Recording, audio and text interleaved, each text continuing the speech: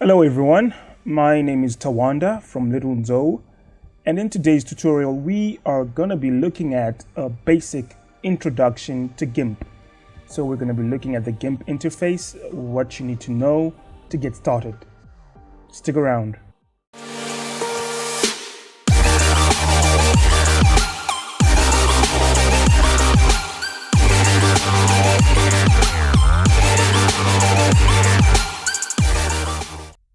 So let's get Gimp fired up. You'll notice that I've deliberately avoided going through the whole download and installation process for the program. Gimp is fairly easy to download and install. So the moment you go to the website, you are going to have the option of selecting which operating system you need. And once you've downloaded it and you've installed it, and like I said, installation is pretty simple. Just follow through the instructions and commands and you're good to go. So there we are, we're opening up Gimp. So once you open up Gimp, once Gimp is up and running, you're basically going to see something that looks more or less like this. Now, if you've just installed it and you're a graphics designer, you're a beginner and it's your first time installing Gimp, then highly likely the icon tray is going to look a little different from mine. But if you want your icons to look exactly like mine, you can always go to preferences. You can choose the theme you want. You can choose for the icons and for the general, feel of it. So some can actually opt for light, or dark, or the system default. I prefer dark. And then when it comes to icons, I like the legacy look. I like to have to be colored rather. So, like I just mentioned earlier on, the top left corner is where your tools are, and those are the icons for the tools. Now your tools are essentially there to make things work.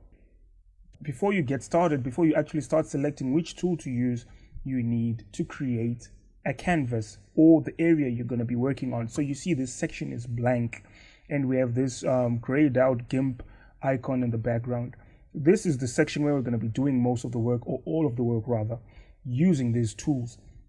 So first thing you need to do, before I forget, at the moment this tutorial was recorded, current stable version for Mac is Gimp 2.10.22.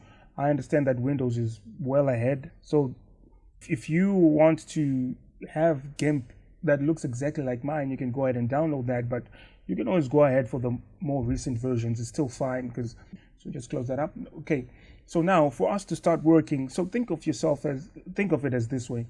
You've walked into an art class, and the first thing the teacher tells you to do, or your tutor or whoever is taking you for the lesson, is to draw a circle. Now you can't draw a circle directly on the desk. You need somewhere where you're going to put that drawing, isn't it? And you're going to need the tool or the pencil or the brush or whatever it is you're going to be using. It's basically the same concept when it comes to graphics designing, when it comes to Gimp. You need to have that canvas where you're going to capture your work. And now for us to do that, we can go File, New. And then these are the default dimensions I normally use. This is the dimensions for an HD image, full HD. And then if you click on the drop down there where it says Advanced Options, you can choose to have your background filled with the background color, with white, with transparency. Normally, I just prefer transparency, so I'm just going to select that, transparency, and then we'll ignore these other sections for now. They're not quite important. Click OK. Now you notice that we have this rectangular shape that's popped up. Now that's the canvas. That's where we're going to get the work done. So let's start off by selecting the pencil. See if you hover your mouse there, it says pencil tool. I've just selected that pencil, and there's a little arrow there. You can actually see that the pencil is housing other tools. That's the paintbrush, airbrush, ink, etc. down there. But the one that's been selected at the moment is the pencil. So the moment you select that tool, you'll notice that in this section here, especially this small white or gray box, we also had a drop-down menu popping up. It says pencil there, blend mode is normal. And then just below that, you've got like brush size, your angle, ratio, spacing, etc. Now, whenever you select a tool, this section is going to allow you to make adjustments to the tool. For example, drag our mouse. Oh, you can't really see that. Let me select the bucket tool first. Switch colors. These are the colors we're going to be using. All right, we've got black and white here. So I've just selected the bucket tool. I'm just going to select that. So this is transparency. This is transparent. The moment you see a checkered background, it's usually transparent. And right, I'm just going to click there. I've just colored it white. So for the benefit of those who need an explanation, what the bucket tool does is the moment you click into a specific space or shape or layer, it is gonna fill that entire space with the selected color, assuming there's nothing breaking the process. There's no, for example, I just colored that white. Let's take our pencil tool again. Let's assume it were like this. And then you select your bucket tool again, and then you click in there. You will notice that it's only this section that's turned black. Why? Because there's a demarcation. This line is acting as a border, so it will only pick the pixels within that particular area that match with the section you want to change, and that will be changed. So everything else remains unchanged. So we're just going to quickly undo that. Shortcut is Control Z or Control Z, but you can also select this yellow arrow there. See, you actually have a history of everything we've done. So you can actually just go back. That's the base image before initial filling, and then that's after we filled it in. So what I wanted to show you was that when you select your pencil, you get to see all the features of that particular tool you're using. So for example, here where it says brush, you can click in there, you can see different kinds of brushes. Right now this one is selected, so go back onto our canvas, onto our canvas, click that. You see the shape, it's consistent with what appears there. You select another, there you have it. So you can have a wide range of brushes. Some of these are installed, some of them are default, but for example, you can have this brush here. Let's just increase the size, it's too tiny. That brush there, I don't know what that is. I don't think I installed that. So yeah, you can have so many different brushes. You will find that professional graphics designer will have smoke brushes, water droplet brushes. You can have as many as possible, because in essence you want to be able to draw, edit, or create something that's actually representative. Doesn't make sense. What am I saying? All right, no, we're just gonna undo all that. So that's our brush tool. So I've shown you how to adjust the size. That's there. Angle and aspect ratio, you don't really need to work on that, but depending on the kind of stroke you want to achieve, for example, if you change the what am I changing here? See the aspect ratio, look at what happened. This initially is a circle, but now you've got instances where you want to use a brush like this. You can actually make modification to that brush. So we're just going to reset everything here, angle, aspect ratio, and the like, and then go back to a blank canvas. So that's pretty much how the brush works. That's how the pencil tool works. So if you want to, let's say you want to draw, there you go. You have your head, you have your person, little person there. See, a happy person. Put the eyes. Okay. No, that cannot be an eye. Do that. Put the eye there. Smiling face. See, we have a person. Anyway, now back to the canvas. So now we know what the pencil and brush tools do. We know what the bucket tool does. Now what these tools do is they just basically help you select a specific area on your canvas in a particular shape. As you can see here, if you want it to be a perfect circle, for example, you can press Shift, and then you get your perfect circle. Now what you then choose to do with that is entirely up to you. For example, you can select your circle and then fill it in with the bucket tool, and it becomes a circle, a black circle or whatever. Just gonna do that. You can actually just do that with the rectangular tool as well. So it really is also based on your imagination. So let's assume that we wanted to draw that person again, just have your circle there, draw circles on the inside, see. That's basically how it works. Like I said, this is just quickly going through the basic interface. We're not going to really go down in detail as to how to color it in or how the tool can be used in detail. That's going to be part of subsequent or rather tutorials to follow. So I'm just going to show you how most of the critical tools work. So let's just leave it. Let's just create the blank. Go back to the blank canvas again. So we've done the brush and the pencil. We've done the bucket tool. We've done the ellipse tool. What else do you need to know? We've got. So let's go back to the brush tool.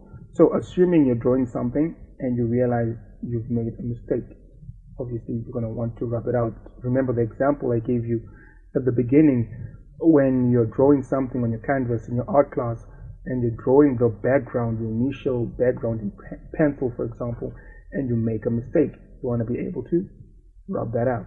So now if you notice what's going on here, is when I rub out that, I'm also rubbing out the white background.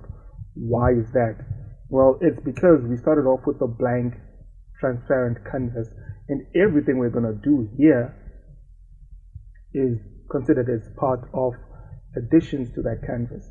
So you'll see that if you try to rub that out, it's going to be erased, isn't it? But if you want then, like, you've created a transparent layer and then you want to have another background which is not altered, which cannot be altered by whatever it is that's going to happen on top, you need to create a new layer. Which brings us to one of the most important things about Gimp: layers. Of course, layers and layer masks will be an entirely different tutorial, but just quickly taking through it. Now, if you look at the right hand side, bottom right hand side, the moment we created a new layer, let's just do that to the base image. We selected this little icon here, click that, layer name, just leave it as layer, click OK. So we have selected, so let's just redo that, click there, layer name, we've left it as that. And if you look at every other aspect, yeah, I'm leaving it as is, but fill with, remember when you wanted to create a new canvas to begin with, you actually have the option where you can fill with foreground, background, white, color, etc. But I always choose to leave it as transparency, unless of course I need to make it white or any other color. I normally leave it like that, and then I color it with whatever color I want to, which in this case is not white, it's not black, it's white. Alright, like that. So you'll find that the background layer is still checkered, you can see it here, and then the layer on top, which is white, is the one that's more visible. So we can even create another layer. Just leave it as a layer. Now you see it's got that number 1 there, and it's on top of the white layer. Now the reason why we can still see the white layer is because the layer on top is transparent. So we can still bucket tool that, turn it into black. Now why we can see black and not the white layer beneath is basically simple. You're in your art class, you're coloring in or you're filling in something. The moment you, let's say, or by accident, you've colored it red and then you spill black paint on top, you won't, highly likely you won't be able to see the color that's underneath. It's basically what happens with graphics designing is when you create your layers, the top layer is the most visible, and the one underneath will not be as visible unless it's a case of shape or size, etc. that's protruding. In this case, we can't even see white because the size of the black layer is exactly the same size as the white layer. So now with our black layer selected, that's layer number 1, we select our eraser.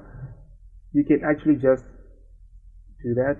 See, now we're making adjustments to the black layer, and now it's revealing the layer that's underneath. If we select the white layer and we erase, it's going to show us what's underneath that white layer. So that's something you just need to take note of when it comes to layers. And then you see this little eyeball here. You need to be careful whenever you're editing or creating something. First of all, you need to make sure that the selected layer, the layer you want to make adjustments to, is the one that's highlighted. As you can see here, layer number 2, or the middle layer, is the one that's selected. So if I try to erase here, nothing is going to happen. Why? Because I'm doing it, I've selected the top layer, but I'm making adjustments to the second. We're on the second layer, but we're making the adjustments on the top layer. So if you can see here, we're actually just erasing the bottom layer, but because it's still covered up by the black layer, you won't be able to see that. So that's when you can use this little eyeball here for layer visibility. If you want to see, hide, or bring up a layer that you're working on or that you don't want to work on. So we're just going to hide that. See, our adjustments are already there. I'm going to go back and undo that. So yeah, that's layer visibility and creating new layers and the like.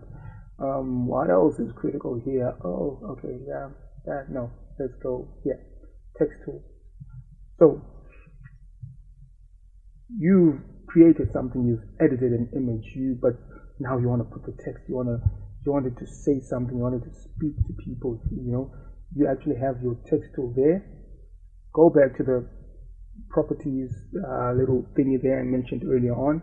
You actually see that it says text here. The font is Sugoi UI Light. That's the selected font, and that's the font size. You can actually see the color of the font by default, which is picking up the color that's already selected at the top. Click in there. Let's write my name, Tawanda. Right. So as you can see, the properties here are the same ones that appear here. That's the text, the font size, the font type, the color, everything. But you can also make adjustments in this particular field. So we've selected the whole name. You can actually increase you can just increase your font size here. If you want, you can just type it in 150, increase the font size. If you want, you can select the bold A to make it bolder. You can italize it, underline, strike through. You can do all that. If you want, okay, you can go with that, for example, Tawanda. Right. Now this little tool here is the alignment tool. You can select that to manually move your text or any other part of or any other character or feature on your canvas. For example, select layer 1, you can move down there, just undo that quickly. So, and then you also have this other alignment option where you can actually just click those arrows there. Now see, it's aligned right at the center there, but I normally just like keeping that one there because I really use that other one. So the moment we put our text, you'll notice that we had a new layer that popped up here. So the text layer acts in itself as a layer, but in this case it's still text, so you can actually make adjustments to it. So let's say, for example, you don't want it to be all white. You can click on the white box there, select any color of your choice. Up to you. I'll go with blue, for example, and then you'll notice that it's actually changed. And the part I mentioned earlier on, where you can adjust the spacing between the letters, see, like that. Just gonna put that at 0. Right, so in essence you can do whatever you want to do with it. So we have that there, Tawanda, and then we can create a new text layer here and say maybe something like is no, not N, is graphic designer +++. So yeah, basically that's that. Remember, like I said, this is just going through the basics. You can actually just have your image in the background there, get your text there, get your font there, make it look nice, create something interesting. That's entirely up to you. Your imagination will determine the quality of work you create, how you choose to interpret your colors, how you choose to represent whatever it is you're going to be doing, will basically determine the quality of work you produce. So all these other features, we'll not go through them right now because they will be for more advanced classes, for example, the channels and the paths. But in essence, what we're trying to do is just get you to have a feel of how it works, how you can get started, how you can actually start creating work. So if you want to now, you want to export, you go to File. First of all, if you want to save as, that's up to you. It normally saves as an XCF. Let's see if I'm correct. It should save as an XCF file. Just change the name. Right now it says Untitled. Or you can just export. I normally like exporting as. I export as PNG format. I'm just going to put it on my desktop and label it Gimp intro, like that. Then we export it to our desktop. Of course, whenever you select a particular format, that's PNG, JPEG, JPG, PDF, etc., it'll have a pop-up that's going to ask you questions on, any other adjustments or settings you want that particular image or, stuff when you're saving it or exporting it. I'm just going to leave it as is and export. So that's normally that's how you then save and export. And then you've got this edit option here. You can go through that to see what options are there, how they can be used when it comes to editing or creating your image. Selection, this we're going to look at it in detail, especially when it comes to selection by color, and how to make adjustments to specific sections of your work in tutorials to follow. And then these are just other features or aspects, like I mentioned, that you might need when it comes to designing. Image aspects, you've got your layers, you've got your colors, and then the tools. That's what we're doing just now. So again, this is just we're barely scratching the surface, just so you know how to get started in Gimp. We'll have more tutorials that go in depth with these particular tools, features, effects, filters, etc. as time goes on. But yeah, let's just go to our desktop. Okay, now there we have it. That is the image we created. Now, and like I said, because we did it in the format we used is we saved it as a PNG, portable network graphic, and we used the dimensions for that image, 1920 by 1080 is a full HD image, which would be, depending on what you want to use it for, ideal or too big. There we have it, the name. Yeah, and that's it. Basically, that's it. And yeah, feel free to ask any question you might have about Gimp, about the introduction, anything you feel I have missed. I'll be sure to respond in the comment section, or create other videos to help you understand and master Gimp. Alright, yeah, and that's that. Thank you guys, and peace out.